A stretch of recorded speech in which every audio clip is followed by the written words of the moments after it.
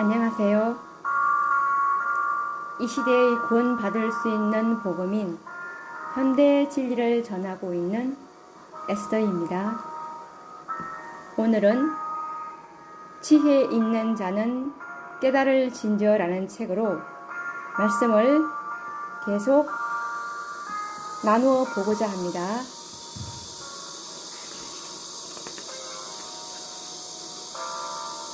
우리가 지난 시간에 다니엘 11장 40절에 마지막 북방왕의 존재가 누구인지 말씀으로 확인을 해 보았는데요. 이번 시간에는 다니엘 11장 40절에 북방왕이 남방왕을 어떻게 공격하는지, 그 과정이 어떻게 이루어지는지 자세히 연구해 보도록 하겠습니다. 우선 다니엘 11장 40절을 읽고 시작하겠습니다. 다니엘 11장 40절. 북방왕이 병거와 마병과 많은 배로 해리 바람처럼 즉 남방왕에게로 마주와서 그 여러 나라에 들어가며 물이 넘침같이 지나갈 것이요. 여기서 병거와 마병, 많은 배는 군사력과 경제력을 상징하는데, 이 말씀을 참조해 보시려면 열왕기상 1장 5절, 열왕기상 20장 1절, 시편 107장 23절, 잠언 31장 14절, 계시록 18장 17절에서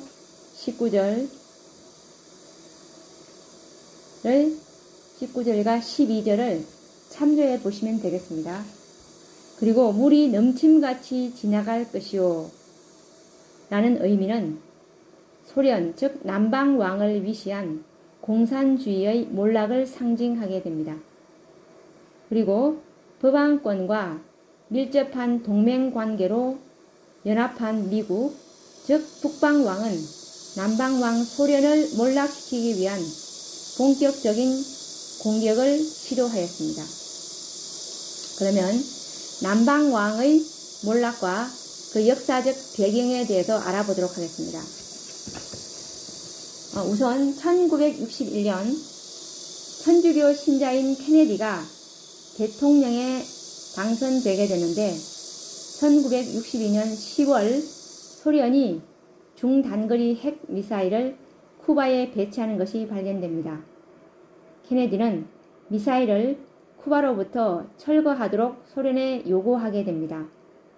소련 군함이 쿠바에 도착하지 못하도록 해상 봉쇄 조치를 내리게 되는데, 소련의 총리 흐르시초프가 함대를 철수시킵니다. 그렇게 해서 미국의 승리로 끝나게 되는데요. 13일 동안 핵전쟁이 거의 임박한 분위기였습니다. 그리고 나서 1980년 레이건이 강력한 미국을 제창하며 공산주의 세력과 정면 대결을 선언하게 됩니다. 1982년에 교황과 비밀회담을 가지는데, 이 회담의 내용은 공산주의를 무너뜨릴 계획을 수립하게 됩니다. 1983년 레이건은 최대의 병력 증강 작업에 착수하게 됩니다. 1983년 공산정부 축출을 위해 카리브해의 작은 섬 그라나다를 실제적으로 침공합니다. 그렇게 해서 1984년 미국은 로마 법왕권과 수교를 맺게 됩니다.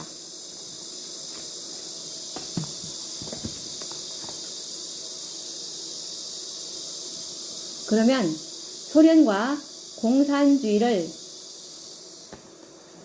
멸망시키기 위한 두 가지 전략이 무엇이었는지 한번 알아보도록 하겠습니다. 첫째, 엄청난 규모의 예산을 군사력 증강에 투자함으로써 소련을 경제적으로 파탄에 몰아넣는 전략이었습니다. 엄청난 예산이 소요되는 우주 방위 계획, 즉 SDI인데요. 이 SDI 약자는 Strategic Defense Initiative라는 약자입니다. SDI는 약자입니다. 일명 별들의 전쟁인데요. 이 우주 방위 계획 SDI를 발표하게 됩니다. 우선 우주 방위 계획이 무엇이냐면 우주에 강력한 레이저 발사 기능을 갖춘 기지를 만든 다음 미국을 향하여 날아오는 모든 종류의 미사일에 레이저를 발사함으로써 미사일이 미국 땅에 도달하기 전에 태평양과 같은 대양의 상공에서 미리 격추시킨다는 방어 시스템을 말하는데, 이것은 상상하기조차 어렵고 막대한 예산이 소요되는 군비 경쟁이며 일명 별들의 전쟁이라고 명하였습니다. 미국의 이러한 군비 증강 계획 발표는 선전포고였으며 소련을 매우 당황하게 만들었습니다. 둘째의 전략이 뭐냐면 더 이상 어떤 나라도 공산화되는 것을 저지하는 전략이었는데요. 아프가니스탄, 니카라과, 앙골라, 캄보디아와 같은 지역에서 일어나는 반공 세력을 뒤에서 후원해주고 그 지역을 공산주의자들의 손으로부터 구출 및 공산주의 확산을 적극 저지한다는 것이었습니다. 당시 미국 레이건 대통령은 공산주의의 붕괴를 위하여 다음과 같은 전략을 추진시켰는데, 이 전략은 로마 교황권과의 이해관계가 맞아떨어지는 계획이었습니다. 그 전략들의 내용이 무엇이냐 하면 엄청난 자금이 소요되는 SDI, 즉 일명 별들의 전쟁 정책을 수립한다는 내용이었고, 대규모의 군사력 증강 계획으로 소련을 재정적으로 고갈시킬 목적이었습니다. 헝가리, 체코슬로바키아, 폴란드 등 유럽 동구 국가에서 반공사상을 고무시키게 되는데, 동구 공산 국가들의 반공 세력들에 대한 재정적 지원을 하게 됩니다. 유럽과 일본, 서구의 기술이 소련으로 유입되지 못하게 합니다. 그리고 매스컴을 이용한 반공사상을 주입하게 되고, 미국의 소리, 라디오, 자유유럽과 같은 방송을 이용 공산주의 사상을 회유한다는 내용입니다.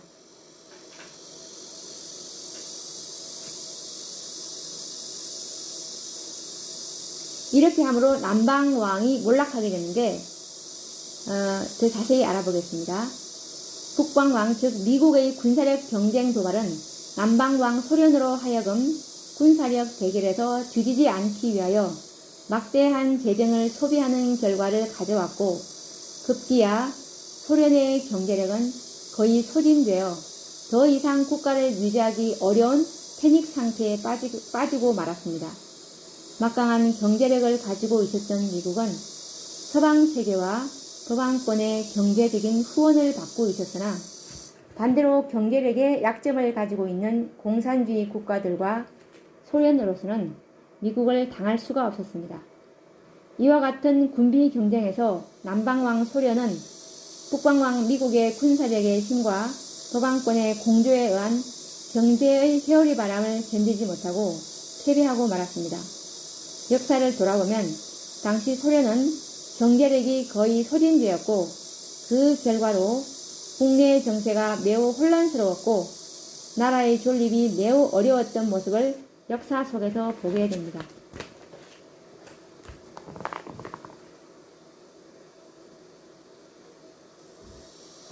그러면 소련의 역사 현장을 차근차근 그 역사를 얘기해 보도록 하겠습니다. 1953년에서 1960년 사이에 후르시초프가 수상이 됩니다. 그리고 1964년에서 1982년까지 브레즈네프가 수상이 됩니다. 그리고 1982년에서 1984년까지 유리 안드로포프가 15개월 만에 사망하게 되는데요. 그렇게 해서 1984년에서 1985년 3월 10일에 콘스탄틴 체르넨코가 급사하게 됩니다. 1985년 3월에 고르바초프가 공산당 서기장으로 선출되게 됩니다. 고르바초프는 경제 회복을 위하여 동서 유럽 선진국들과 통상 무역 관계를 발전시키기 위해 노력하지만 실패하게 됩니다. 1987년 12월에 고르바초프는 미국의 로널드 레이건 대통령과 회동을 하게 됩니다. 그 이듬 해에 9년 동안 점령하고 있던 아프가니스탄에서 소련군을 철수시킵니다. 그리고 1989년에는 고르바초프가 교황을 알현하고 무릎을 꿇게 됩니다. 1990년도에는 고르바초프가 냉전의 종지부를 찍음으로 1991년 12월에 소련 연방은 해체되어 역사에서 사라지게 됩니다. 북방왕, 즉 미국의 승리로 전쟁은 끝이 나게 되는 셈입니다.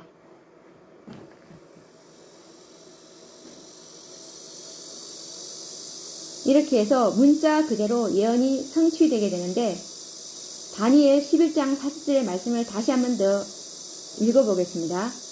마지막 때에 남방왕이 그를 찌르리니 북방왕이 병거와 마병과 많은 배로 회리바람처럼 그에게로 마주와서 그 여러 나라에 들어가며 물이 넘침같이 지나갈 것이요. 물에 넘침같이 지나갈 것이요. 북방왕 즉 미국이 남방왕을 침공하자 남방왕은 마치 홍수가 지나가 버린 것처럼 흔적도 없이 사라질 것을 예언하신 말씀입니다. 공산주의 맹주인 막강한 소련은 말씀 그대로 온데간데 없이 사라져 버리고 그와 함께 공산권의 여러 나라들도 완전히 몰락하고 말았습니다. 1989년 12월 25일자 뉴스위크지는 소련의 붕괴 과정을 묘사하는 글을 쓰면서 회리바람의 시대라는 표현을 사용하였습니다. 남방왕의 몰락은 북방왕의 막강한 경제력에 의하여 군비 전쟁에서 완전히 패하여 남방왕 소련은 마치 토네이도 바람에 날아가 버린 것처럼 지상에서 사라져 버리고 말았습니다. 이처럼 다니엘 11장 40절의 예언은 이 세대에서 우리들 목전에서 성취를 보았습니다. 이제는 북방왕 미국과 로마 법왕권의 연합과 공조로 새로운 역사를 전개시키기 위하여 노력하고 있으며 이 일을 위하여 사단은 맹렬하게 활동하고 있습니다. 이제 다음 단계의 예언은 북방왕이 영화로운 땅에 들어가는 예언이 성취되는 것입니다. 사단은 오늘날 이 사업을 추진하고 있습니다. 이제 북방왕의 다음 차례의 공격 대상은 여자의 남은 자손, 즉 14만 4천이 될 것입니다. 근신하라 깨어라 너희 대적 마귀가 우는 사자같이 두루 다니며 삼킬 자를 찾나니. 이 말씀은 베드로전서 5장 8절의 말씀이며 여자의 남은 자손 곧 하나님의 계명을 지키며 예수의 증거를 가진 자들로 더불어 싸우려고 바다 모래 위에 섰더라. 이 말씀은 계시록 12장 10절 17절의 말씀으로 이제 사단의 마지막 공격 대상은 여자의 남은 자손 14만 4천이 될 것이라는 말씀입니다.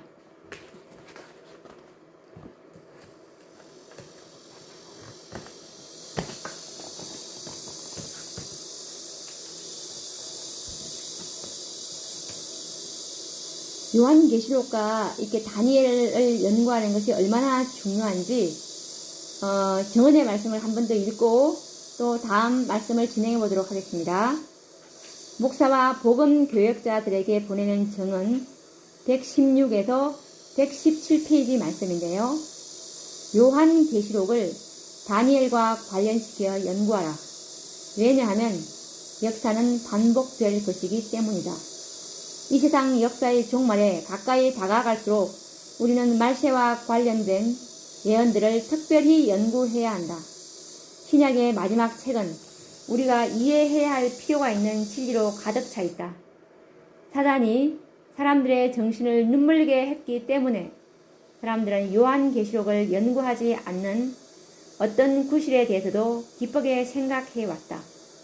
그러나 그리스도께서는 그 종 요한을 통하여 말세에 벌어질 일을 여기에 선포해 놓으셨다. 이 예언의 말씀을 읽는 자는 듣는 자들과 그 가운데 기록한 것을 지키는 자들이 복이 있나니. 계시록 1장 3절 말씀. 이 위에 제가 조금 전에 지금 읽어드린 말씀은 목사와 복음 교역자들에게 보내는 정은 116페이지에서 117페이지에 실려있는 말씀입니다. 마지막 하나님의 남은 자손인 이 14만 4천인은 이 마지막 이 예언과 관련된 이 말씀들을 자세히 알고 있는 백성들이라고 말씀에 나와 있습니다. 그래서 우리가 이 다니엘과 요한계시록에 대해서는 정말 훤하게 알아야 하므로 연구를 많이 할 필요가 있다고 봅니다.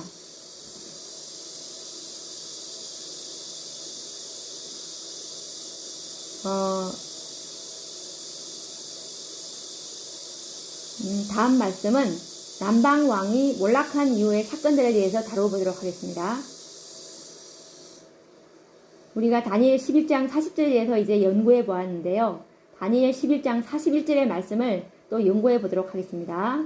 우선 다니엘 11장 41절의 말씀을 읽어드리겠습니다. 그가 또 영화로운 땅에 들어갈 것이요 많은 나라를 패망케 할 것이나 오직 에돔과 모압과 암몬 자손의 존귀한 자들은 그 손에서 벗어나리라. 다니엘 11장 41절에서 우선 연구할 말씀은 북방왕이 영화로운 땅에 들어간다는 이 말씀에 대해서 자세히 연구해 보도록 하겠습니다. 일반적으로 재림교회의 성경학자들은 영화로운 땅이라면 이스라엘 혹은 미국이라고 해석을 합니다. 이스라엘이 영화로운 땅이라는 해석은 이미 다니엘 8장 9절 가운데 모두가 공감하는 일반적인 해석이지만 메시아를 거절하고 패망한 이스라엘을 지금도 거룩하고 영화로운 땅이라는 해석에는 동의할 수가 없습니다. 과거 이스라엘 나라가 하나님의 율법과 진리를 보관하고 있었을 때 그들은 하나님의 선민이요 그곳은 영화로운 땅이었으나 메시아를 거절하고 서기 34년 제자 스데반을 죽인 이후에는 이스라엘은 영원히 하나님의 은총에서 떠나가고 말았습니다. 그러므로 이스라엘을 여전히 영화로운 땅이라는 견해는 이제 끝이 나야 합니다. 그렇다면 미국이 영화로운 땅이라는 견해는 어떠할까요? 이미 미국은 마지막 시대의 북방왕이라는 역사적인 증거를 확고히 하고 있습니다. 그러므로 북방왕 미국이 영화로운 땅이라는 해석은 더욱 모순이 아닐 수 없습니다. 미국은 새끼 양처럼 생겼으나 분명 용처럼 말을 하는 사단의 일을 하는 나라로 예언되어 있습니다. 특히 북방왕이 영화로운 땅에 들어갈 때는 남방왕 소련을 위시하여 공산주의 나라들이 패망하고 미국이 법왕권과 손을 잡은 이후이기 때문에 시기적으로 더더욱 미국은 영화로운 땅이 될 수가 없습니다.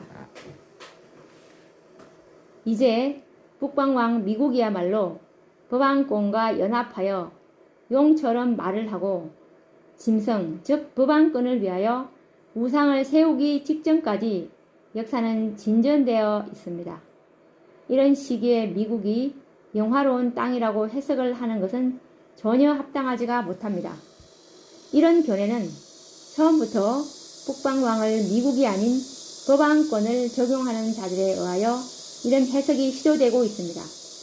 그렇다면 영화로운 땅은 과연 어느 곳을 지칭하는 것일까요? 다시 한번 예언을 해석하는 원칙과 패턴을 생각해 보면 힌트를 얻을 수 있습니다. 과거에는 항상 율법과 복음을 간직한 유대 나라가 예언의 중심에 있었고 그 나라를 중심으로 북방과 남방으로 구별되어 있었고 그 나라가 영화로운 땅이라고 불렀었습니다. 그렇다면 지금도 율법과 복음을 간직한 나라가 예언의 중심이 되어야 하며 그 나라를 영화로운 땅으로 해석되어야 합니다. 오늘날 율법과 복음을 가진 나라는 어느 나라일까요?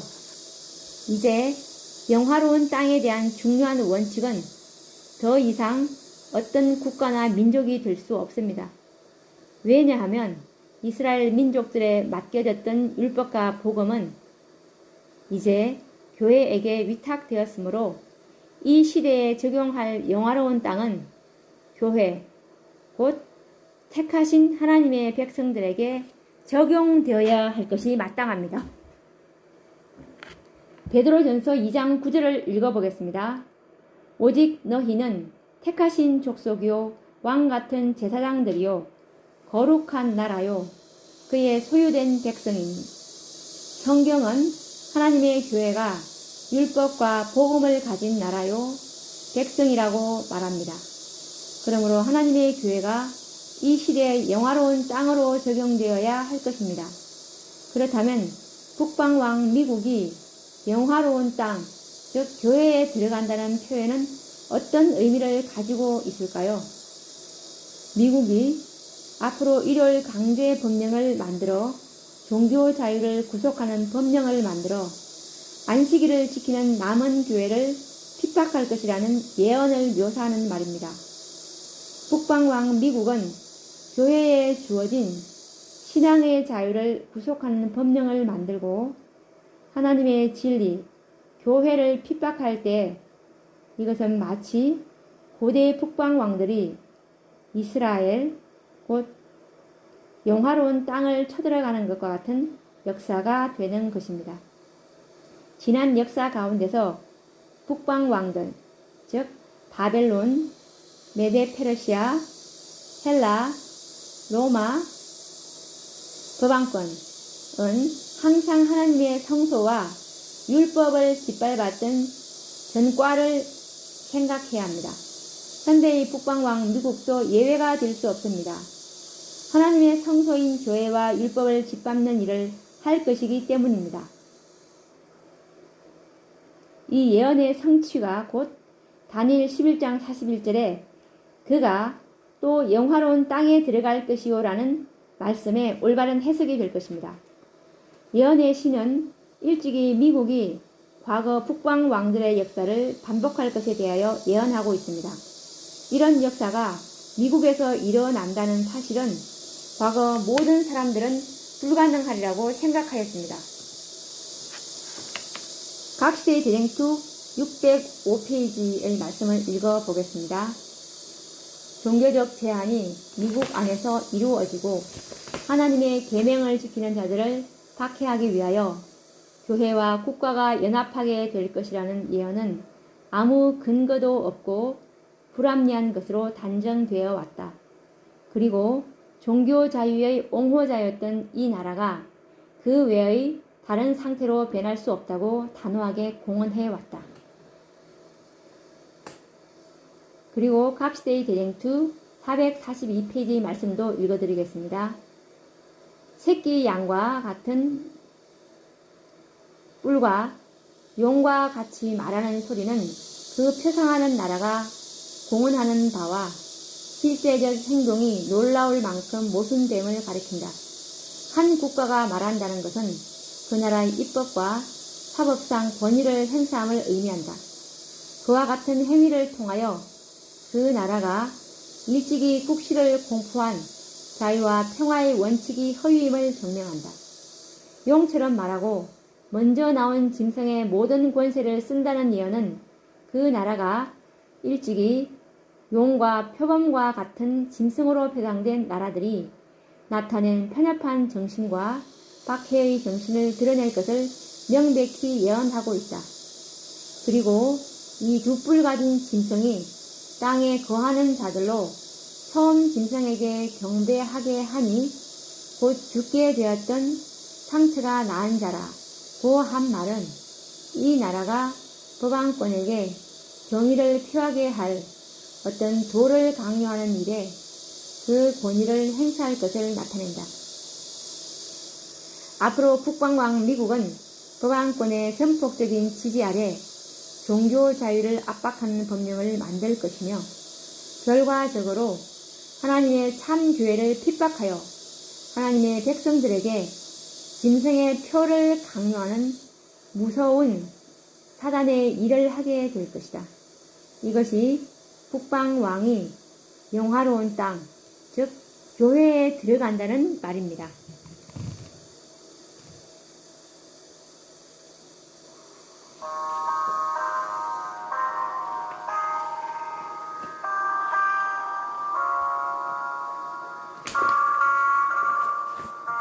오늘 우리가 북방왕이 남방왕을 공격하는 문제와 북방왕이 영화로운 땅에 들어간다는 다니엘 11장 40절과 11장 41절에 관련된 말씀을 우리가 연구해 보았는데요. 다음 시간에는 다니엘 11장 41절에 많은 나라를 패망케 할 것이나 라는 말씀으로 연구를 계속 해보도록 하겠습니다. 다음 시간에 뵙겠습니다. 감사합니다.